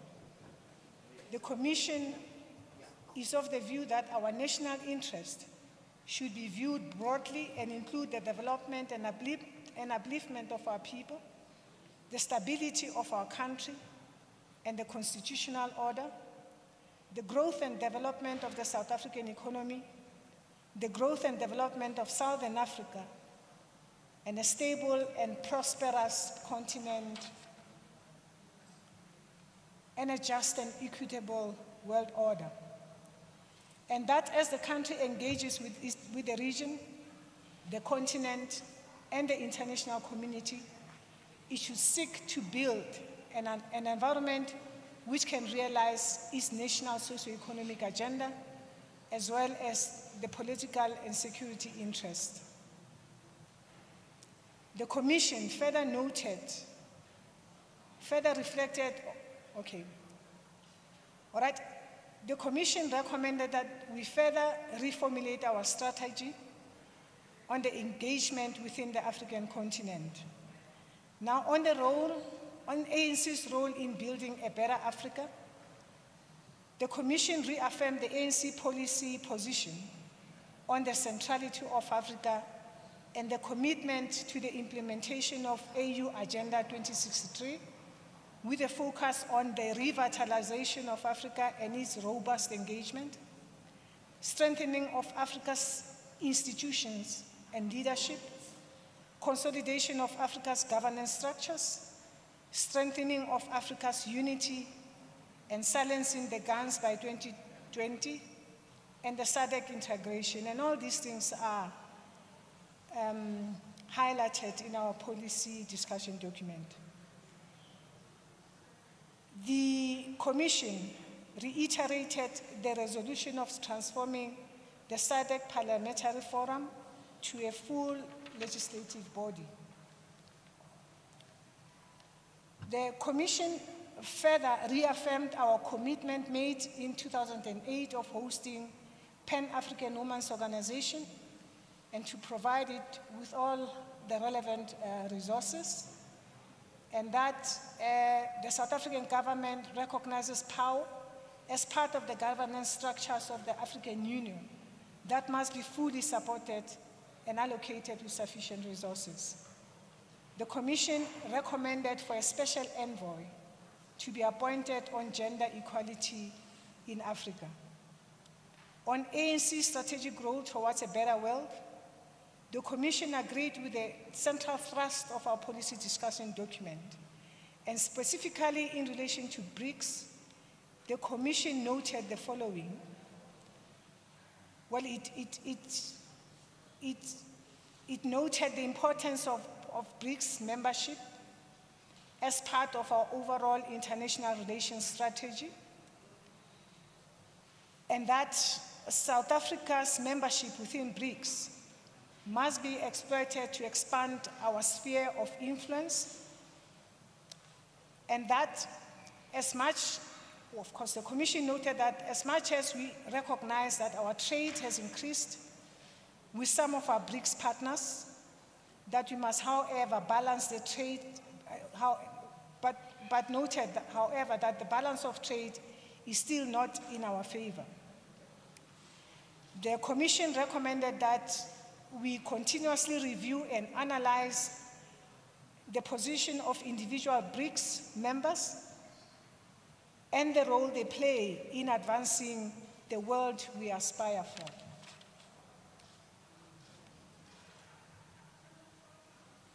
On International Criminal Court, the Commission confirmed the decision to withdraw. This is the resolution. They reaffirmed the resolution of our 53rd conference in Mangaung in 2012, that we should withdraw from the ICC, and that South Africa must ratify the Malabo Protocol on amendments to the protocol on the statute of the African Court of Justice and Human Rights, and encourage the speedy operationalization of the African Court of Human and People's Rights. The Commission agreed with the thrust of the policy discussion in this regard. On the issue of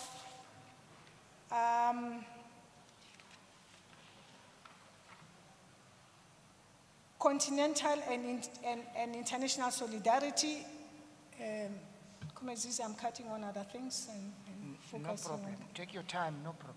Okay, on the continental and international solidarity, specifically in relation to Swaziland, the Commission reflected on the nature of the Swazi monarchy, where the king wields executive, judicial, and legislative power. It further discussed that the people of Swaziland still suffer gross human rights violations, as well as reflected on the status of political activity of Budemo, Swayoko, and SSN that are now prescribed as under the Anti-Terrorism Act. Accordingly, the Commission recommended that the 53rd resolution of the Mangaung Conference on Swaziland be implemented, and further recommended that the ANC explore mechanisms of strengthening its solidarity campaigns on Swaziland, and that we formalize the party-to-party relations with Budemo, but also support the call by the people of Swaziland for unbanning of political parties and the release of all political prisoners, and that the issue of Swaziland be placed before SADC for intervention.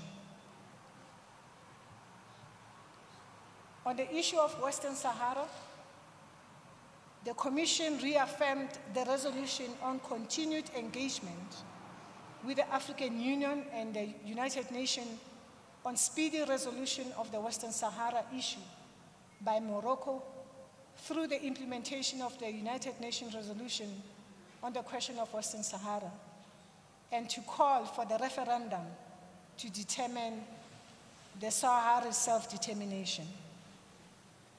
The Commission further called for the intensification of the solidarity campaign in support of the people of Western Sahara.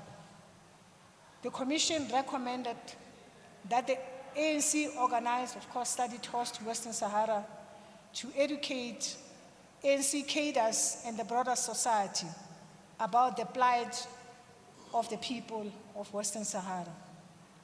It further recommended that the ANC should call for the government to appoint a special envoy to Western Sahara.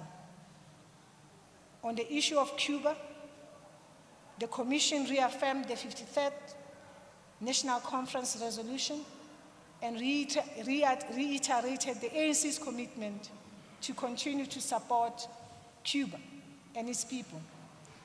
The Commission registered the disappointment with the reversal of the achieved gains with the Obama administration and recommended that the ANC strengthen its solidarity campaign with the Cuban people for the upliftment of the trade embargo. And also to call to engage the Trump administration on the reversal of the warming relations initiated by the Obama administration. On the struggle of the Kurdish people, the Commission recommended that ANC support the Kurdish people's struggle for political rights, peace, and justice in the Middle East, and urge all role players to engage for a political solution in the conflict. The ANC further call for the ANC to further call for the release of Kurdish people's leader, Abdullah Öcalan, and all political prisoners. On Palestine, the Commission reaffirmed the ANC's unwavering and steadfast commitment for the struggle of the people of Palestine. The Commission expressed its disappointment by the Israelis' lack of commitment towards peace with the Palestinian people. The Commission debated the continued illegal occupation of Palestine by Israel, which is at its 50th year, and Israel's non-compliance with the international law. The Commission called for the downgrading of the South African embassy in Israel to send a strong message about Israel's continued illegal occupation of Palestine and the continued human rights abuses against the people of Palestine. There was, of course, another call for a shutdown of the embassy. However, the dominant view was that of downgrading the South African embassy in Israel. There was also a call for ANC to make a risk analysis on the calling for the downgrade of the embassy, and that such assessment inform the downgrade of the South African embassy in Israel. The Commission noted the work done by the ANC in uniting the people of Palestine as a prerequisite for real negotiations with Israel. The Commission recommended that ANC must continue to focus more attention on uniting the Palestinian parties, and the Commission further recommended that the ANC host a global solidarity conference on Palestine consisting of the liberation movements of Palestine and all other international progressive organizations who support the liberation of the Palestinian people. The Commission called for the intensification of the solidarity campaign with the people of Palestine.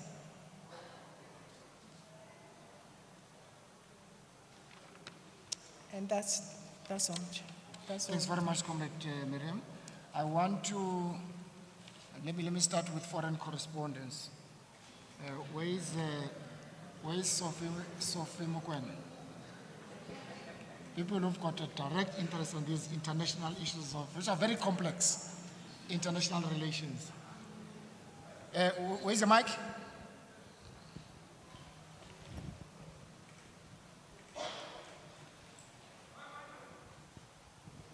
Right in front.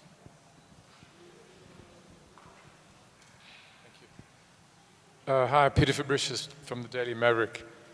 Thank you for the briefing. Could I ask a couple of questions, Madam Chair? The first is about the ICC. Tomorrow, I believe, the ICC is ruling on the South African issue. Yes. And there was a feeling in Durko that any decision about withdrawal should depend upon the outcome of that decision. Was that taken into consideration, or was the decision to withdraw final?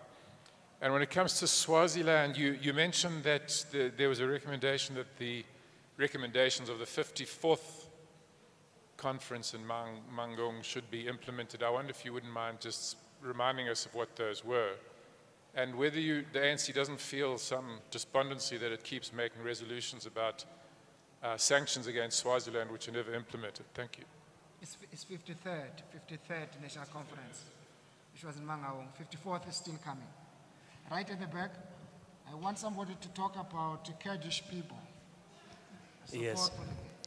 Turkmen Terzi from Turkey, Active News. Turkey. Yes, from Turkey. Madam Chair, you mentioned only about the release of Abdullah Öcalan. He is the leader of PKK. But PKK is a terrorist organization recognized by most of the countries.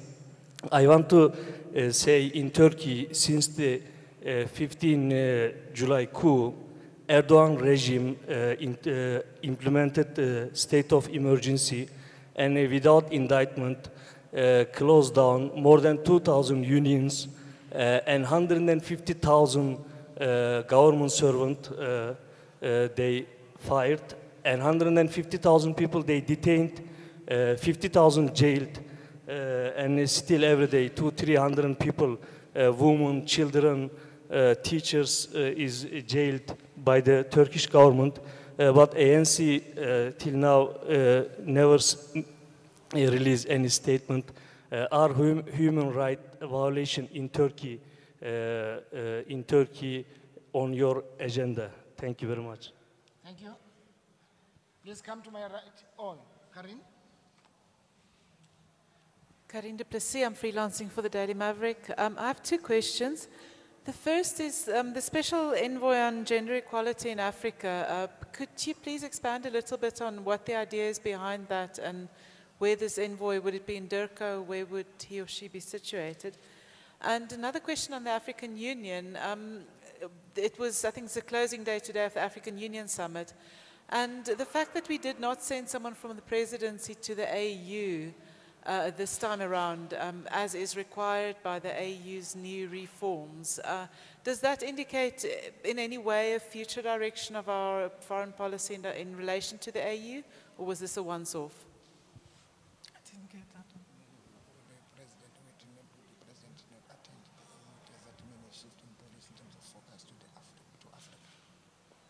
I see Daily Maverick is overrepresented. No, pass the mic to the right here. It's well represented.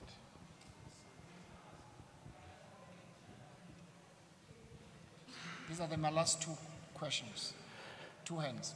Yes, that's Tuso Kumara from ARD German Radio.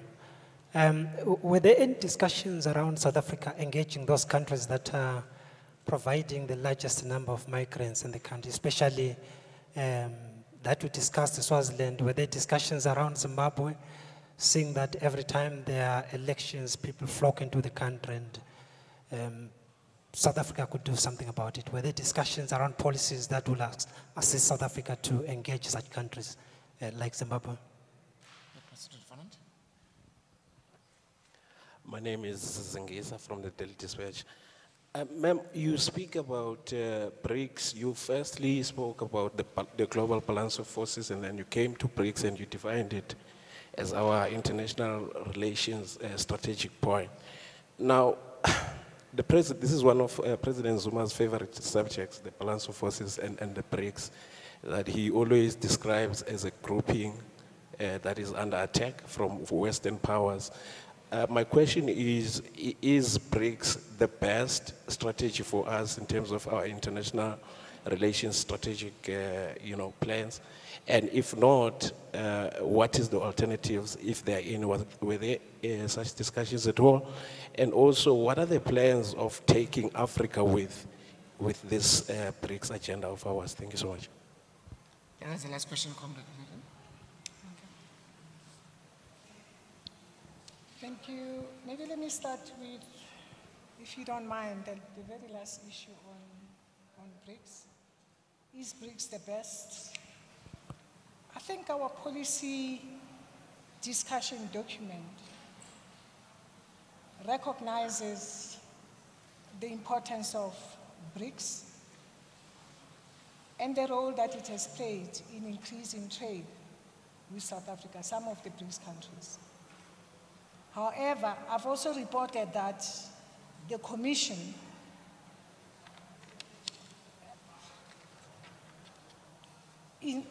the Commission recommended that the ANC should continue to evaluate the role that is played by some of the BRICS countries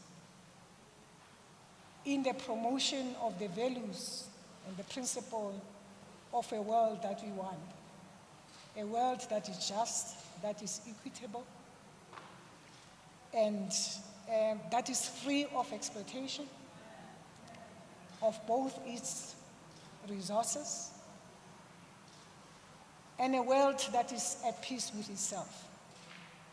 So I think I've answered you. We acknowledge the significant role that BRICS has played in our country, but we're also mindful of the fact that we have to constantly evaluate and assess the role that it is playing, both in the continent, but also in our country.